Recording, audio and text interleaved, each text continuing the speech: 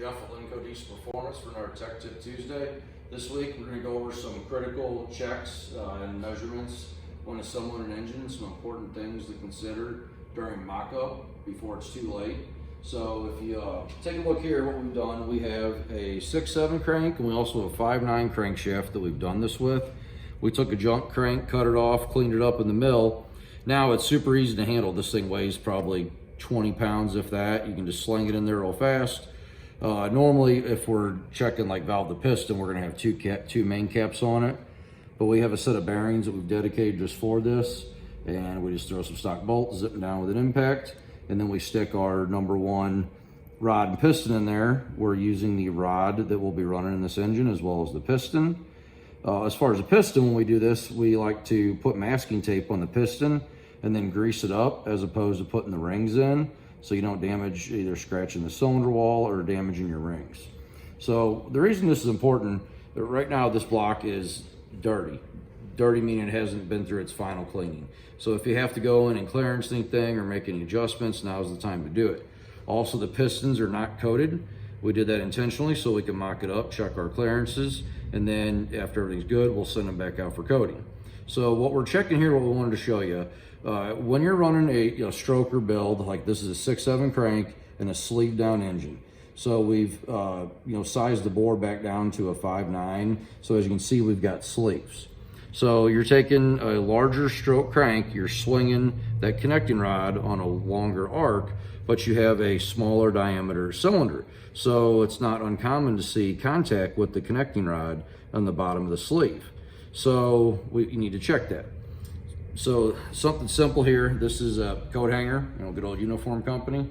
This thing measured 85 thousandths. So you bend this around as needed, and if you get down here, you can see on the short side, cam side of the rod, I was able to get in here no problem. You can bend this around as needed, and you can get it in there and use it as a gauge to check your clearance with the rod against the bottom of the sleeve or the cylinder wall. So on the cam side, I had no problem. On the long side of the rod, on the exhaust side, the 85 would not clear. So we have a couple feeler gauges. It's a 30 and a 29, so 59 thousandths. We formed them to where we can lay it down and pull it back tight, just like that. Now we have 60 thousandths feeler gauge to be able to check. So when we check this one, we put some masking tape on it. As you can see down here, we put masking tape on the beam of the rod, and that 60 was very tight. We were able to force it through, so we did have a legit 60 thousandths clearance. But you can see where we contacted right in the center.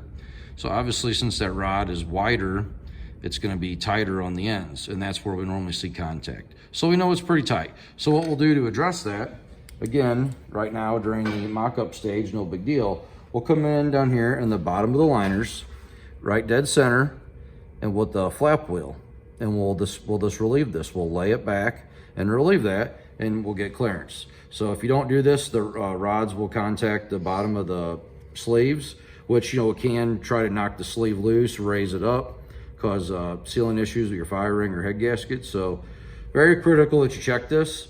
Another nice thing about this, what we've already done before this video, is we mock this up and we can check our piston protrusion or height of the piston, and then we put a camshaft in it. We degree the cam to where we want it for that particular build, and then we put our cylinder head on and check out the piston clearance. So all these can be checked while we're still in the preliminary stages during mock-up, and then we can correct as needed.